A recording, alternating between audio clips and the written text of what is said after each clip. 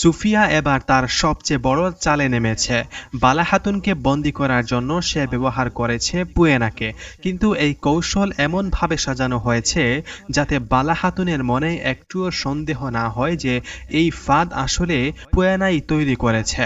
বালা খাতুন বন্দী হওয়ার পর মারিয়ামের মনে এক অস্থিরতা তৈরি হয়। সে বুঝতে পারে এই সব কিছুর জন্য আসলে সে নিজেই দায়ী। তার জন্যই বালা খাতুন এই বিপদের মুখে পড়েছেন। আমরা আগের ভলিউমে দেখেছি মারিয়াম ধীরে ধীরে তার অতীতের টুকরো টুকরো স্মৃতি মনে করতে শুরু করেছে।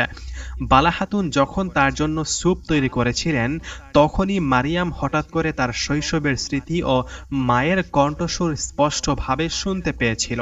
এটি প্রমাণ করে যে তার হারানো স্মৃতি ক্রমেই ফিরে আসছে। আর যখন সে দেখল বালা খাতুন একটি ছোট্ট খ্রিস্টান শিশুকে কুলে তুলে নিয়ে আদর করছেন, তখন তার মনে প্রশ্ন জাগে, যে নারী এত মমতাময়ী তিনি কি সত্যি আমার মা বাবাকে হত্যা করতে পারেন?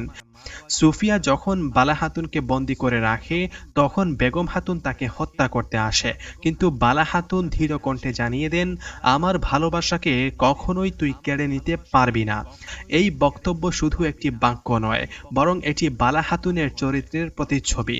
তার ভালোবাসা, তার আত্মবিশ্বাস, তার শক্তির প্রকাশ। পুয়েনার চরিত্রটি নিয়ে একটা বিষয় এখন প্রায় নিশ্চিত। সে এই সিজনের শেষেই, মানে সিজন 6 এর শেষেই পরিবারের সঙ্গে মিলিত হবে। তবে সেটা এত দ্রুত ঘটবে না, কারণ সুফিয়া বিদায় নেওয়ার আগেই পুয়েনা সত্যের মুখোমুখি হবে।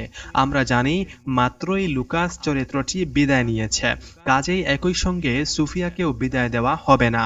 আর হালিমার স্মৃতি ধীরে ধীরে এগুচ্ছে, যা বোঝায় যে তার পরিবারের সঙ্গে পুনর্মিলন হতে এখনো বেশ সময় বাকি। তো আপনি কি মনে করেন, এই যাত্রার শেষে হালিমার সত্য উন্মোচনের মুহূর্তটি কেমন হবে?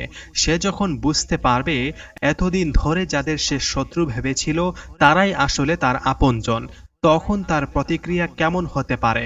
এই আবেগময় মুহূর্তের জন্য আপনি কতটা অপেক্ষা করছেন সেটি কমেন্ট বক্সে জানাতে কিন্তু ভুলবেন না। তো কথা হচ্ছে নতুন কোনো ভিডিওতে। আসসালামু আলাইকুম।